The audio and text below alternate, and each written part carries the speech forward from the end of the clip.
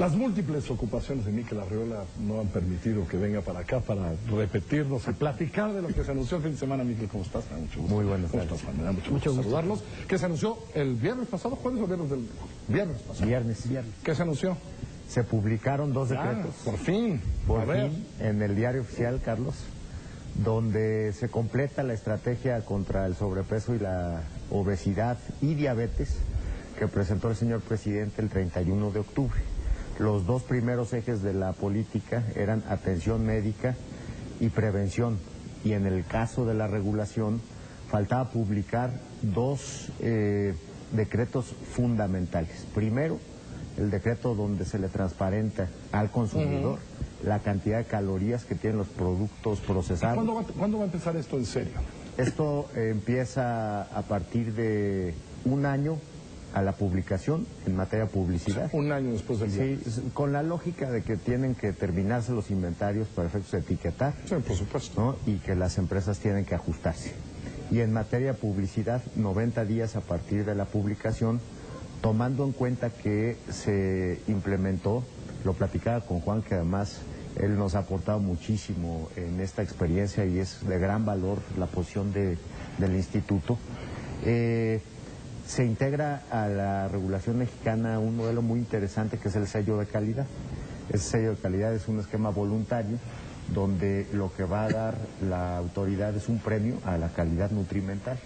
Y ese premio también sirve como llave para poder publicitar los productos en el horario infantil, que hoy se restringe con esta reforma para efectos de sacar del horario infantil entre semana y los fines de semana productos de baja calidad nutrimental.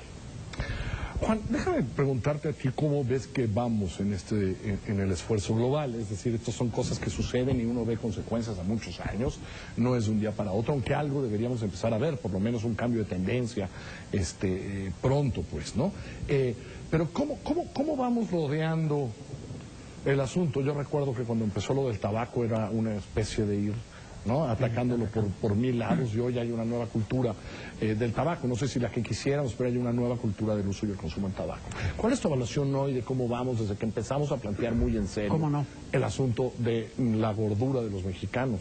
Sin duda ha habido grandes avances. En la administración anterior estuvo el Acuerdo Nacional de Salud Alimentaria, los lineamientos en escuelas. Aprendimos mucho de esa aplicación. Y en esta administración ha habido también grandes avances, porque, como decía Mikel, por un lado tenemos los impuestos a los refrescos y a los alimentos con alta densidad energética, los alimentos altos en azúcar y grasa. Tenemos también el etiquetado frontal y tenemos también ya la regulación de la publicidad dirigida a niños. Vamos bien, pero hay todavía mucho por avanzar. Es decir, cuando uno ve experiencias internacionales, nos falta todavía mucho por avanzar. Pero creo yo que sí podríamos decir que vamos en el camino correcto. Yo no sé si contigo lo habíamos platicado alguna vez, porque esas son las cosas que me preocupan. Uno ve todo este esfuerzo y luego todo mediodía salimos a comer y uno ve cómo la mayoría de los mexicanos comemos en un puesto, en la calle, en donde hay un perol, en donde hay aceite que está hirviendo hace, ¿cuánto quieres? ¿5 horas? 5 horas. Y que ahí se mete y se fríe algo, ¿no? Y que eso comemos la mayoría de los mexicanos a la hora de la comida, ¿no? Es decir, dice, híjole, ¿nos va a alcanzar? ¿Vamos a llegar, Mikel? Es decir, mira, Carlos, con todo esto que estamos haciendo para los niños, tal, que al final de cuentas es un problema de información y de cultura, ¿no? Como bien dice Juan, creo que hay que aprender las experiencias internacionales, pero a la vez valorar el tema como un elemento de información. Lo que estamos haciendo en etiquetado en procesados es precisamente aclararle la información al consumidor para que tome una decisión racional. Y creo que en el tema del comercio informal tenemos que ser muy creativos. Pero fíjate, no lo digo por el comercio informal, sino por la característica del comercio informal. Es decir, hombre, si el comercio informal diera ensaladas, pues adelante, que estaría todo dar, ¿no? Es decir, pero alguien me decía algún día, pues sí cambiamos de la cocina económica, donde te daban una sopita y luego algún guisadito medianamente bien hecho, a eso que vemos hoy, pues a comer el suadero, ¿no? Pues mira, tiene que tener la gente la información y creo que tendríamos que hacer un esfuerzo para conjuntar la información tan valiosa que tiene el instituto para poder buscar plataformas de comunicación. Exacto. Si yo sé que unas papas fritas pues tienen el 50% de la grasa que yo puedo consumir al día, también le podría decir al consumidor cuánto tiene un tlacoyo, cuánto tiene un tamal, una torta de tamal, un atole, y tendría que tomar... O un suadero de esos fritos del Perol de así mediodía, es, con ¿no? aquel aceite utilizado, y para efectos de que pueda tomar una decisión racional de consumo y pueda comparar. ¿Cuál debería ser el siguiente paso? Bueno, por un lado, Carlos, falta todavía... Es decir, lo que quiero decir es, ahora vamos a ir y vamos a ver el etiquetado, la publicidad está restringida, la publicidad va a tener que decir ciertas cosas que antes no decía, ahí vamos, ¿no? ¿A dónde vamos ahora? Bueno, creo que una estrategia que es importantísima y que falta es una estrategia nacional de orientación alimentaria. Estamos trabajando en unas guías alimentarias para la población mexicana que vamos a poner a disposición de la Secretaría de Salud y que pensamos que pueden ser muy útiles. Ahora, en términos de etiquetado y de publicidad dirigida a niños, todavía podemos avanzar más.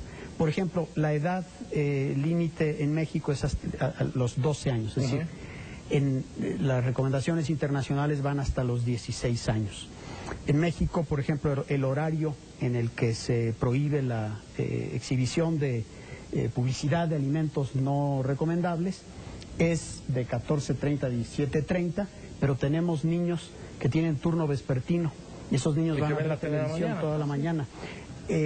Podríamos incluso decir, por ejemplo, las telenovelas y los eventos deportivos están exentos de la prohibición, pero los niños ven telenovelas y ven eventos deportivos. Es decir, podríamos avanzar todavía mucho más. No se incluyen, por ejemplo, promociones, regalos.